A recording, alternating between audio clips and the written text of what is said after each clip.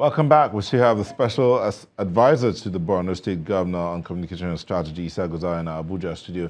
Mr. Gusau, I was going to ask you a question as regards return of confidence in the people and then returning to the interiors. But let's hold on to that thought as we bring in this other side of it. In the course of having this conversation around the protest in Abuja involving the Islamic movement of Nigeria, there have been some people who have made comparisons talking about how the government should manage this situation so that it doesn't deteriorate into what we have with the Boko Haram. Do you see any similarities?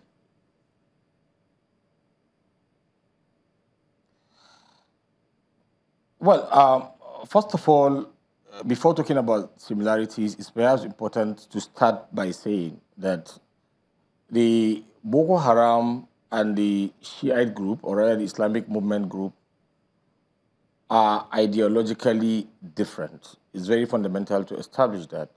The Boko Haram is violently opposed to Western education and constitutional democracy, while in the case of the Shiites, they even encourage and support, Western education. They are not altogether opposed to constitutional democracy.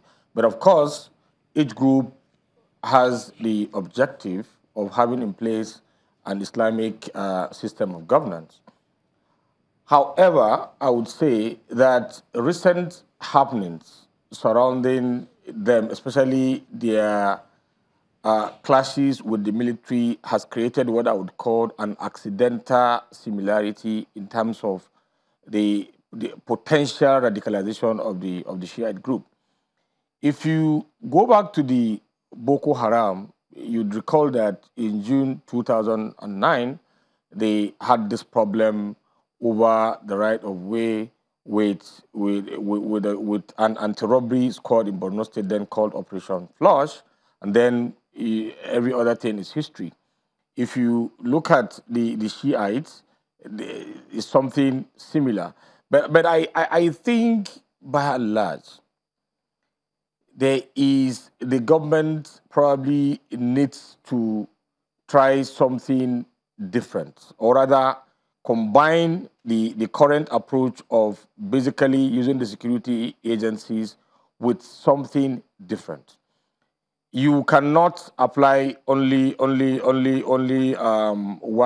approach. There's need to combine with a political approach to see if there's a way we can get out of this.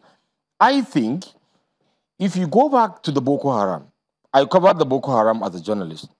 I remember that when the Borno State Police Command arrested a number of Boko Haram suspects in June, part of what was displayed as the arms that they had were some chemicals, some petrol bombs, just like we saw the Shiite group, having, or rather, we saw the Nigerian police displaying some suspects with the same kind of things. What I saw the Nigerian police displayed as being the arms in possession of the Shiite were basically the same things that the Boko Haram suspects of June 2009, as paraded by the Nigerian police, did have.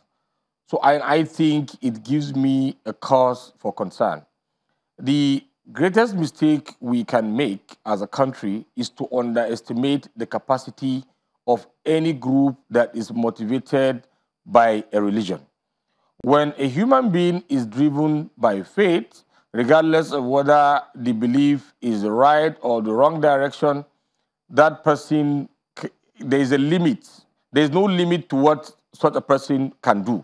So I think there's need for the government, at all levels, to think about combining the current security approach with a political solution. And by that, I'm talking about dialogue.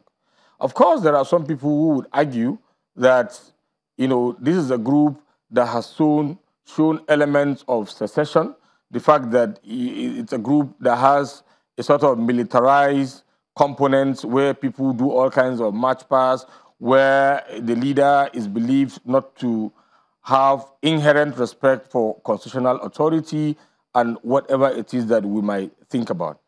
I think the most important thing that we should focus on is the peace and security of the nation.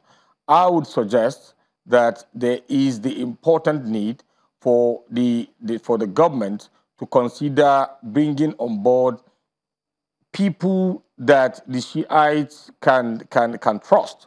If it means calling a national council on state on this issue, I think it is necessary, or identifying a number of people either from wherever part of the country that can think about something out of the box. But I am afraid of this approach because I have seen the gradual development of the Boko Haram from lacking weapons to the stage where they began to acquire sophisticated weapons, and we know where Boko Haram is. Okay. These are people that are motivated by faith. They are motivated by what they believe in.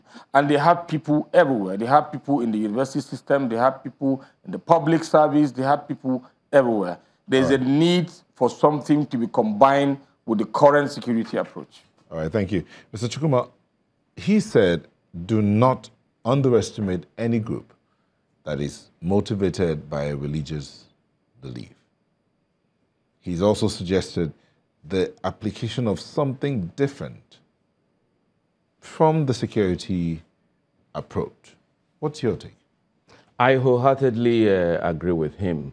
In fact, before coming to the studio, I read again a piece the son of Zaki Zaki wrote around July 2016. His name is Ibrahim Zaki Zaki.